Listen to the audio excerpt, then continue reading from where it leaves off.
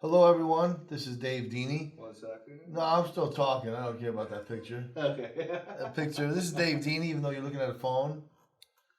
And this is podcast number something, but I think it's 2. And the importance for me of doing this, and if I've already said it, I'll say it again. I believe that there's a message that I have that's important for me to get it out.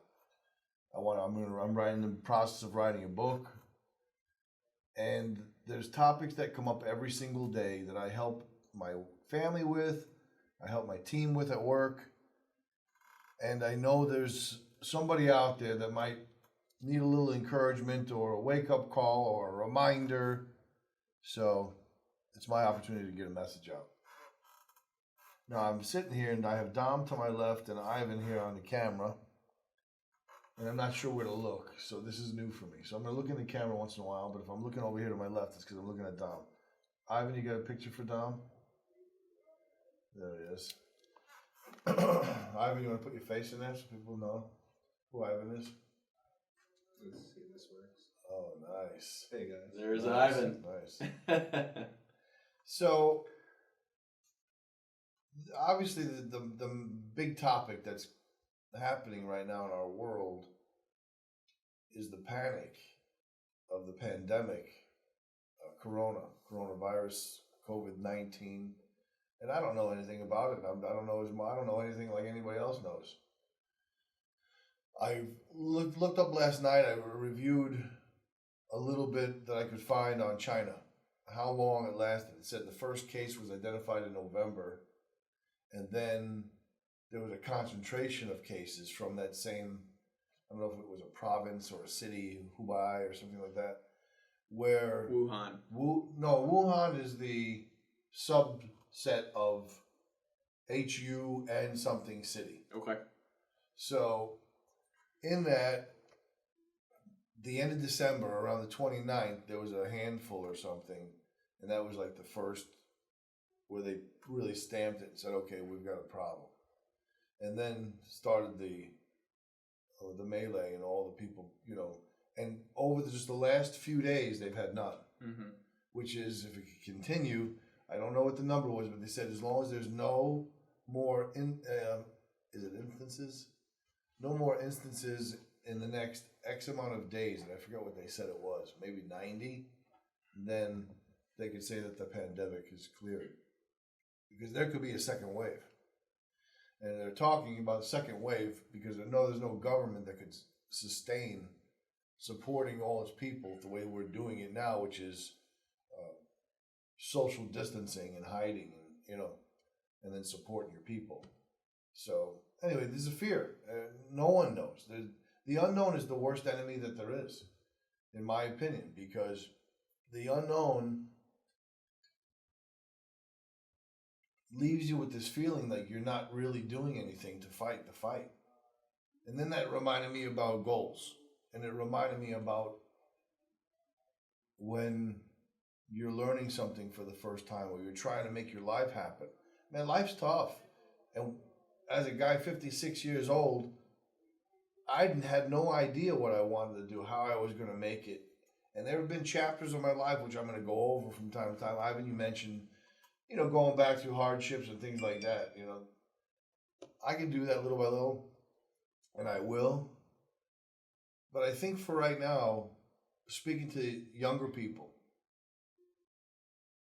you have a dream in your head about the life that you want. And then there's coronavirus, or then there's no jobs because the economy. Back in 2008, when kids were just getting out of school, there wasn't going to be any jobs for them. 2001, we had the fear of, ISIS and terrorists, and of course the 9/11 attacks. So, as a young person entering the marketplace or wanting to become something someday, right now you have no idea how to connect the dots of what you're dreaming of and what you want to be with today. And the fear is, well, I'm taking these steps into the unknown and people are telling me I should do this, this, this, and this, and I'll get there. But I can't feel it. I can't touch it. So how do I know that's going to work? How do we know doing what we're doing right now is going to work to fight Corona? And I guess my answer to any of that is, we don't know. You don't know. But here's what we do know. If we don't do something, if you don't take these precautions or these steps or these measures, you're not going to get anywhere. It's not going to magically happen. You got to try something. Is that fair, guys? Yeah. You got to start somewhere and believe in something, and you have to do it. I know that the Nike's already got the patent on Just Do It. And Grant Cardone's been using Just Show Up. But to me, you've got to be active. You've got to get active. You've got to be willing to give all of you every day the best version of yourself, whatever that might be. You have to have an attack plan on that particular day. Don't worry about if that attack plan or what you're doing doesn't measure up in your mind as equaling millions of dollars that you want to have this great, wonderful financial life. You just have to have faith that these things that you're doing are above average. They're not things that people on the average are doing every day. Get up early. Listen to something motivational. Work out. Make sure you go to work and you get there early. Learn more about your craft outside of the job. Get better outside of the job. What steps can you take that people before you that are successful are taking? And have some faith in those things. You don't have to just make it up. And I think that's what our government's doing too. They're saying, hey, all right, well, China went through it first, and here's what they did to start relieving the pandemic or the occurrences, if you will. Mm-hmm. So I think it's very important for the younger people then to say, hey, believe in something right now, and that something should be something you can work on daily and have faith that more answers will come to you and dots will start to align because you're working your butt off to get better the best way you know how with the tools that are in front of you right now today. I think it's a little bit of Have living in the present moment, right? Controlling what you can control. Yeah, absolutely. Like, you don't know, Dom, except for what you've learned, that if you eat this piece of hay and you eat that little bit of grass, I'm basically making fun of diets that we have to go through to get to where we want to look or how we want to look. But bottom line is, nobody with a right mindset would eat some of the things I've been eating of late. But I want to look a certain way, so I have to have faith. I have to trust somebody, use that guidance, we'll use what worked for somebody else, apply it, and have faith, because the change isn't going to happen in day one. The changes of your life are going to happen over time. The first workout, you don't work out for an hour or two, woo, I'm in great shape now, and then you forget about it. It's a daily process. People don't feel like, especially when you're younger, that life works the same exact way, but it does. Everything you do today, and I think, Dave, you hit on this all the time, everything you do today, your results and actions your actions today will be your future results. Yeah. So it's the same thing with working out. Me working out today is going to be what my future self will benefit from. And Absolutely. I think it's the problem that we always have is the immediate results, the immediate satisfaction that we look for. Exactly. Right. What we're doing today, actually what we're getting today in our lives, has a lot to do with the thoughts we've been thinking leading up to this moment and the actions that we've been taking. To change anything in our lives, and life can be great, by the way, but if you want it to get better, or you want to change, then you got to change your habits, change some of your thinking, change some of your actions, so that you have that chance to make the difference, to make that change. What time is it, by the way? Oh, good. About 5 minutes in. No, I just want to see. I see workers coming in. I want to see if they're on time or not. So what's next? What else can we What is talk the about? kind of mentality, Dave, that someone should have during tough times like this? I mean, you understand the crowd mentality. Everyone's thinking panic. Everyone is thinking, we're going to run left. We're going to make sure we're doing this. What is the kind of mentality that you want to have right now? What kind of mentality do you want your people to have right now? Yeah, that's a good point. I don't know where I just heard that about running left thing. I don't know if we talked about that the other day. What Dominic's referring to when he says run left, or if everybody's running left, run right.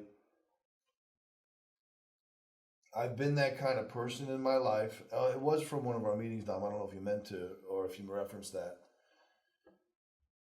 If everybody's going one way, I'm going the other. It's just nature for me because I have a program that I run in my head that if I'm willing to do the things, and I just said this before, if I'm consistently willing to do the things the masses don't do, then I'm going to get better results in my life. But that doesn't mean if there's a fire in the building, remember this? Yeah. And everybody's running right, and I got to make a quick decision. I'm figuring somebody knows something. I'm going that way too. I'm not going left just for the sake of going left. But what I'm referencing when I think about what the average people, I'm looking at things and I'm saying, come on, going out for that smoke break can't be the thing to do that's going to make my success. Sitting there idly chatting in between phone calls about coronavirus when I have no idea about it can't do anything but harm anybody that's sitting around those people. And or if they're not working, sitting around commiserating about how bad things are, it can make people feel better sometimes, I get it. But if you're in the middle of an action plan of getting something done that's positive, then there's no point in talking about those things right there unless they have a definite purpose. If the purpose is just to feel better for a moment by commiserating, I get it. But otherwise, get rid of it in your life. I was having a conversation last night with a friend driving home, and I didn't want to talk about it all day, so I didn't. So I talked to this friend, and we started talking about stuff, about Corona and about this and that, and I'm like, or about the emergency, what's going to happen if work closes, and then I realized, and I even said it to him, I'm like, what did we just accomplish, by the way? Nothing. Right. Did we get any closer to any decisions? Did we figure anything out? Did we think we were going to? So why? I go, nothing against you. That's a waste of my time. How are you? What's going on? Good. What are you doing tomorrow? Do you need to vent? No. All right, let's go. I'm going to go kill it tomorrow. I'm going to get up early. I'm going to do a podcast. I'm going to work out.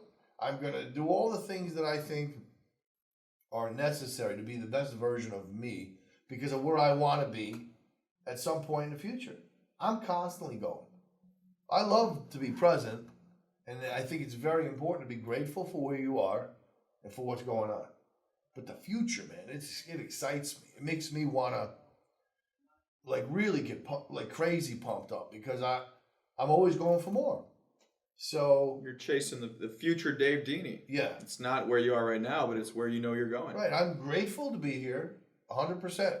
And I'm proud of my accomplishments in my life, but I'm certainly not satisfied, and I'll never be. I think that the greatest gift that anybody could have is that gift of wanting to grow that someone bestowed upon them, that it was possible, and you're constantly chasing it, but not through frustration. I read this once in a book, Someone's Meaning of Happiness. And I'm not sure who wrote it, but it said happiness is the movement towards meaningful goals with a sense of being able to accomplish them. Happiness is the movement towards meaningful goals with a sense of being able to accomplish them. That's all we're really after. The young people that I'm talking to right now or anybody else, you could be old, doesn't matter. If you have some goals and know that there's a good chance you can get them, and you have a little bit of faith in a plan today that has some evidence to it, supporting the fact that you can have it too. So what could be better? Yeah. So that's what that is to me. So in this moment of uncertainty, you got to gain some certainty. And the only certainty we have is who's in our life right now, who are we, what are our goals, and can I take some action today that moves me closer to becoming that person that I want to become. The rest I don't control. So I'm not going to worry about it. There was a saying I saw on a hospital wall once. I was going to visit my father when he was dying. But the saying was pretty appropriate. It just said, worry won't rob tomorrow of its sorrow. It'll only sap today of its strength. Basically meaning like tomorrow is going to happen no matter what you do about it today in regards to worry. So since my worrying isn't going to do anything for it, let me stop burning great energy that I can do something good today. And it's hard. I'm not saying, listen, think about what this coronavirus is doing to everybody. Yeah. I have anxieties. I have worries about it.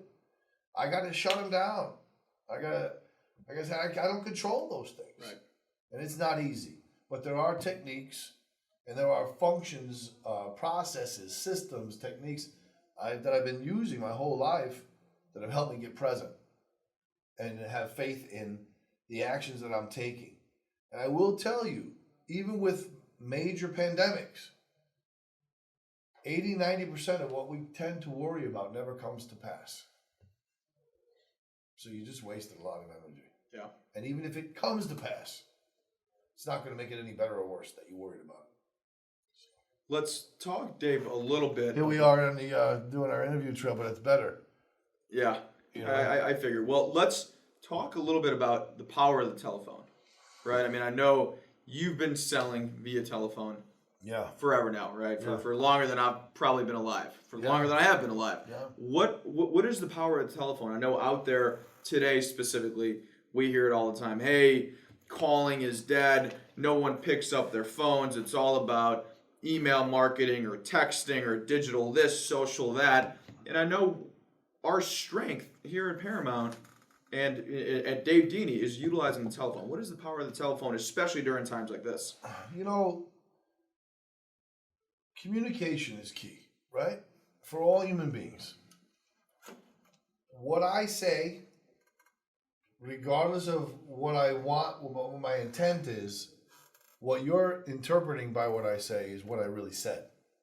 What does that mean? If I say 2 + 2 is 4, and Dominic hears that I said 2 + 2 is 5, like something really profound, I would say, Dominic, I never said that. He goes, no, Dave, I heard you. Well, if that's what he heard, that's what I said. So where was I going with that? Communication. So in our lives, communication is key, and most communication is nonverbal, right? It's like 90% of all communication. 10% is verbal. Well, then what is written text? Does that fall into the verbal category? It's certainly not a physical communication. Right. So when people are talking about marketing and they're talking about, texting and emailing and direct mail, since we're into the marketing plan right now, we've just moved categories. Yeah. In case anybody didn't catch that big switch. But yeah, marketing. Telephone is in that small 10% category. So all these other categories are huge importance. But why is it, I think to myself, again, going with the herd mentality, right? When most go left, I go right. Yeah. If most go left, what's the left in what we're talking about right now? It's marketing wise. Yeah, digital, social media, emailing, texting, all different forms. Right. So right, it's the old school method. Would be face-to-face. Yeah. And telephone. But in this category, face-to-face is very hard, and I think there's a step before it. You got to set it up. So part of that's the phone. And then the other part is just selling by phone, selling something direct. So all this other stuff is great, and you got to do it. And it's vital. But if that's all you do, if that's your reliance, you're not going to make it. Not to the heights that you want to get to. Remember, if you do what everybody does, you're going to get results just like everybody. If you want to be in the upper 5%, you got to take that extra 5 or 10% step that no one else is willing to take. And to me, that's the telephone. It's verbal communication over a phone. You can't see it. So there's some things you got to become an expert at. And reading people, you can't see them. So how do you do it? How do you become an expert at reading people if you can't see them? You got to listen. Right. Their words. People's words, how they use those words, inflections, tells you a lot about a person. And you've got to find a way to mirror and match like you would if you were just to mirror somebody's walk, and how you got to do that over the phone. I'm getting to a whole nother category, but selling by phone or using the telephone as a marketing tool is the greatest, most powerful marketing tool that ever was invented. Door to door is great. Door to door is difficult in this regard. I've got corona, don't knock. I'm not knocking on that door because I got corona, God forbid. Does it matter who's got corona if you're using the telephone? So there's a lot of people out there that are right now recognizing what I'm saying, but just by that comment. Oh, Dave, easy to say that telephone is the greatest marketing tool ever invented or still alive today, or because of people not wanting to talk to people or in face to face. No, I'm saying that it's always there. It's that extra piece that differentiates companies and individuals from being pretty good and being great, is the telephone. And being able to, on the phone, sight unseen, move an idea, build rapport, overcome obstacles, overcome challenges, keep them there, keep them present, have them imagine and draw pictures without using your hands like we're doing right here. And it can be taught. So I think, did I cover what we were just talking about, though, as far as marketing tool and telephone? I think you have. Your question? I think you have. And I think specifically, what do you see as we go more macro to micro? Well, how do you see the power of the telephone being important within our industry? How do you see the power of the telephone being critical right now, given the current landscape in, say, the automotive industry? Let's say your industry is auto. Okay. But you could apply this to investments. Your people need to hear from you right now. Look what the markets are doing. Right? Yeah. You could send them a nice email. But let me tell you something. When things are going south, I don't want to hear from an email. I want to hear from that person who's controlling my money. I want to hear it's going to be okay. And that I want to hear the confidence in your voice. That's where do you understand the difference? Yeah. If I'm looking at you, one thing, I can read that. But a letter, an email, that's tougher. Anybody can hide behind that. I want to hear your voice. So if I can't see you, I want to talk to you. Mm-hmm. The auto industry has fallen down a bit. They have a broken model that they've been using to get their customers in. They've gone to digital. They've done the right thing. They've gone internet, getting their leads, made a presence felt in the internet world. It's great. They have people manning their telephones for the people who are calling in. Most, not all, but most, though, have lost the connection with their customers. Lost the ability to hunt, I think you mentioned. Yeah. They've lost the connection, most of them, because they have not stayed with the telephone. They got lazy. They used the email.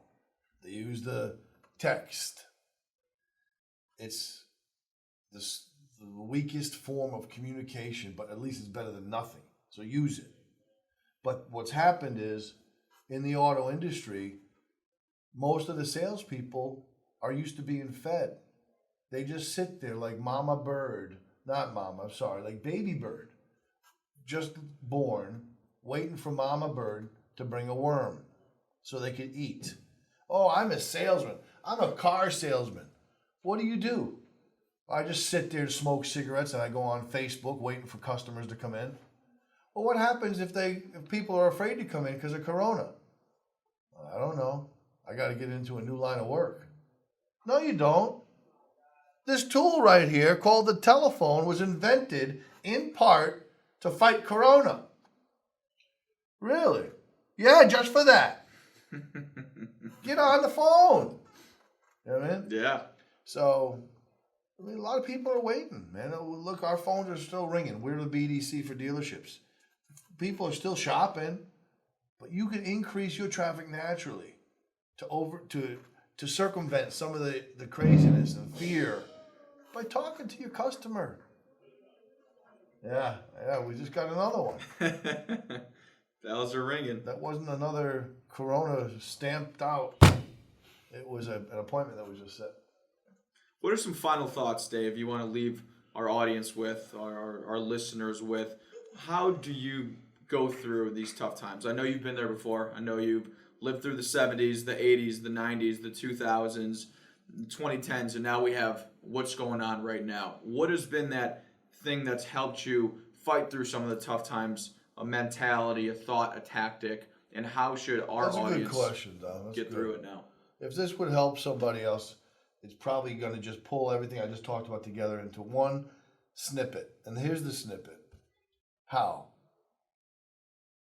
Have some faith in some sort of an action plan of your life and dig into it every single day and pat yourself on the back at the end of the day that you did those things. If you said you're going to dial that phone 50 times today, which is not much, then do it. If you're going to talk to 25 customers today, then do it. And if you're going to do all the things that we talked about, like digital marketing, emailing, texting, get all those things out. And make sure you know you're doing things that the average isn't doing. Make it a point to not talk about the elephant in the room, which is the coronavirus. Maybe that'll help people's attitudes. Maybe it'll help yours. But the biggest thing in my life, Dom, I'll go give you a quick idea. I was playing baseball. I played a lot of sports growing up. It was like my identity at the time, right? How I was gaining my identity growing up as a kid. And I was playing baseball. And I didn't have a lot of confidence as a young guy for whatever reason. My pop wasn't around. So my household was a bunch of women that loved me, but they were all modesty, humility. Oh, don't be getting too ahead of yourself, where I probably needed a little bit more of, I'm good, Yeah. And be willing to work still. Anyway, I started doing things. I would hear someone getting an award the year before, like I'm a junior and they're a senior, or I'm a sophomore and they're a senior. Like, man, I want that applause. What is the award? And then I just would do what I had to do every day and fight, and it was in my head.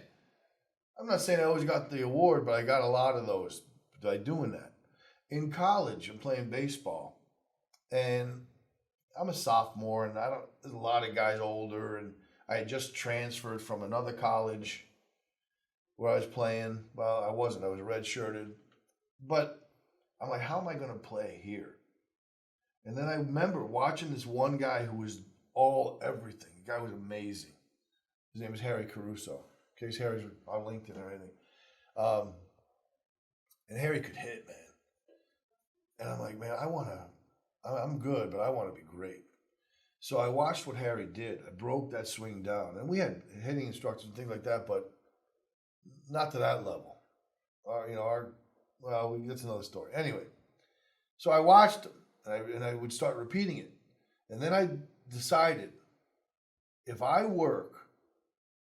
outwork everybody, I got to get better than everybody. Now, I don't know if that's true in nature, but I said to myself, if I do, maybe I deserve to. And if I think I deserve to, then maybe it can happen.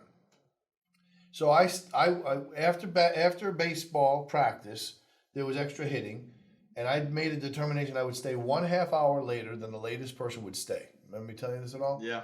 So if practice was over at 5:30, extra hitting was over at 6:30, there still might be 2 because somebody would have to help you. I would tell my buddy, hey, go jump in the shower. Let me clean up here. And I would take a 1/2 hour cleaning up, but I was still getting extra swings. I was doing whatever I had to do because I wanted to take that extra time. I missed buses, off-campus buses that were done. I didn't know how I was going to get home. I didn't worry about it. I had to do that. And I believed that somehow I would find a way. When I started working, it was the same thing. I'm sitting in a room of people, pounding the phones, selling. Wasn't always easy. There were some tough days. Why is it that I'm going to be successful and maybe they're not going to be as successful? Because I know the laws of nature, and right, there's the top, there's the middle, and there's the bottom. And I said, well, if it's not markets, and if it's not gifts somebody gives you to call, then what is it? It's hard work. Let me apply the same principle I apply to baseball. Oh, by the way, I want to become a starter as a sophomore, and I want to become a captain on my baseball team. You know, won some awards there too. I was MVP, whatever. I'm not saying it to impress anybody. Just to impress upon you that you have to first have the thought, then you have to have the action plan that you believe in, and then you got to stick to it with faith. There was nothing else I had. And it worked. It did. It was reassuring. But what was my other choice? So I applied it to work. And sure enough, this is working too. I'm selling more than most. Now I'm selling more than everybody. Now, so I think your confidence grows because you have a system that you believe in, and then you just take it through the rest of the places of your life. But it starts someplace. At some point, you got to make a decision. Did that answer it? What else were we talking about? That was great. Was it? Yeah. Yeah, you had said, what was the question though? What would you do right now? Yeah. Yeah. How do you navigate through tough times, Yeah. specifically, like these times? Yeah, just come up with an action plan and own it. Own that action plan. Right, stick to your process. 100%. And make sure that process is somewhat going against the grain. It's not what everybody else is doing. Some things you got to do, like everybody, and some things, I think, most things, just do the things that the most aren't willing to do. Do the extra, and you're going to have what you want. Awesome. Well, that wraps up the second episode here. Thank you so much, Dave. Thanks a lot. Appreciate it. Thanks, guys. Thanks, Dom. Thanks, Ivan. So hopefully we get some stuff in there. I don't know if if it's always good to play the whole thing or right. Yeah, it's gonna take some time. That's what you said with something too. We're gonna do it live sometime. Yeah, I just gotta work on the logistics with that stuff. I think what we do when we do it live, whatever that is, that's when we really gotta probably at least have bullet points, like almost like a presentation book. Right. So we can always get back to someplace. Agreed. Yeah, I was looking at this and you hit a bunch of them right away, which was good. And then I was looking at Ivan's and we hit the coronavirus a little bit, which was good. And then I remember mentors and things, so I just mentioned the Harry Caruso story. Right. The kid was a senior, man. He fucking walloped the ball. Yeah. Yeah, lefty. I think I think this is great. The message was absolutely good, and there's plenty of snippets and plenty of content there. I think what I also want to start doing is just like fucking little 3-minute, 4-minute stories that you can share.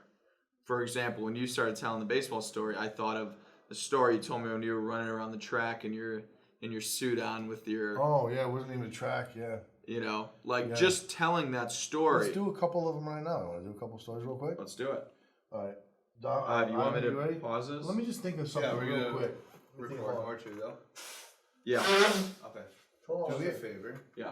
Sit back on the seat again. I'm gonna do a little bit of your side profile and just nod, like pretend like you're listening.